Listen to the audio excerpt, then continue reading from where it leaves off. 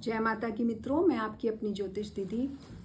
क्या आपके विवाह में बाधा आ रही है, आपकी शादी नहीं हो पा रही है, या शादी कहीं लगती है और लग के टूट जाती है, या आपका रिश्ता ही नहीं आ रहा है? अगर इस तरीके की चीज़ें आप सामना कर रहे हैं और आपको इसका कोई हल नहीं मिल रहा है और आप समझ भी नहीं पा रहे हैं कि किस वजह से हो रहा है, तो आज मैं आपको इसी का कारण बताने वाली हूँ। इसके कुछ कारण मैं आज आपको बताती हूँ। देखिए, अगर आपकी कुंडली में मंगल का प्रभाव होगा, यदि आप मंगली होंगे और मंगल का प्रभाव बहुत ही अच्छी स्थिति में नहीं है, मंगल जो है आपको ऐसी जगह पे बैठा हुआ है कि आपके गृहस्थ जीवन में बाधा डाल रहा है, ऐसे ग्रहों में बैठा हुआ है, तो भी जो है आपके विवाह में बाधा आएगी।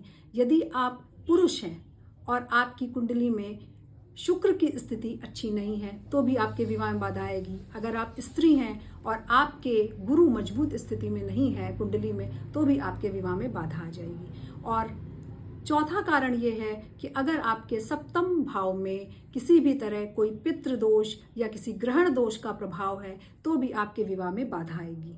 और इस तरीके की चीज़ें जब होती हैं तो विवाह में बाधा आनी शुरू हो जाती है, बात बनती नहीं है, रिश्ते टूट जाते हैं, रिश्ता नहीं आता है। और इसके अलावा भी एक कारण होता है जिससे भी लोगों के रिश्ते में बाधा आने लगती है, घर में मंगल कार्य नहीं हो पाता। वो होता है किसी तांत्रिक क्रिया का प्रभाव हो या कोई नज़र बंधन हो, जिसकी वजह से आपका क्या हो रहा है, आपकी जितनी भी चीज़ें थी वो सारी वहीं पे स्टॉप हो गई। जो भी रिश्ता आना था या मांगलिक कार्य घर में होने थे, वो सारे के सारे वहीं पे रुक गए। अगर ऐसी भी चीज़ होती है तो भी आपके यहाँ जो घर में मंगल कार्य, शादी जैसे शुभ कार्य जो हैं वो नहीं हो पाते हैं, वो डिले पे डिले होते चले जाते हैं।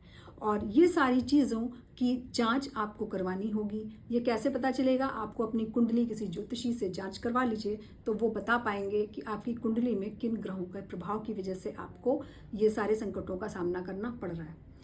अगर आपकी कुंडली में गुरु ग्रह खराब है तो आपको रत्न में, अगर हम कहें तो आपको पीला पुखराज धारण करना होगा। अगर शुक्र की स्थिति खराब होती है तो आप ओपेल है, डायमंड है, इस तरीके के नग आप धारण कर सकते हैं। और अगर आप मंगली हैं तो आपको मंगली ही जीवन साथी को ढूंढना चाहिए। और चौथी स्थिति में अगर पितृदोष और ग्रहण दोष है तो इसकी तो आपको शांति करवानी पड़ेगी, क्योंकि पितृदोष की वजह से भी मैंने देखा है कि बहुत सारे लोगों के विवाह में बाधा आई है, तो आपको पितृदोष की भी शांति करवानी होगी।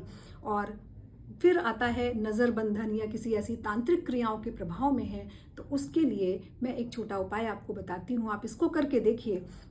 और आपको ज़्यादा डिटेल में अगर आपको उपाय के बारे में जानकारी अगर लेनी हो तो मेरे कमेंट बॉक्स में लिख दीजिएगा।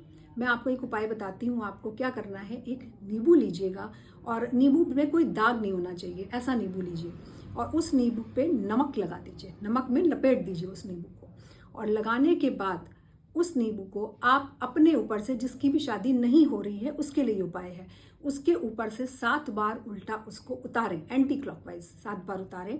और उतारने के बाद उस नींबू को ले जा करके किसी दूर आइसोलेटेड प्लेस यानी सुनसान वाली जगह पे ले जाके आपको उस नींबू को डाल देना है। जैसे कोई झाड़ी हो या कोई मैदान हो या नदी का किनारा हो, वहाँ ले जाके उसको डाल देना है। और ऐसे डालिएगा, फिर पीछे मुड़ के मत देखिएगा। आप ये उपाय करके देख लीजिए, आपको निश्चित ही लाभ मिलेगा। जय माता दी।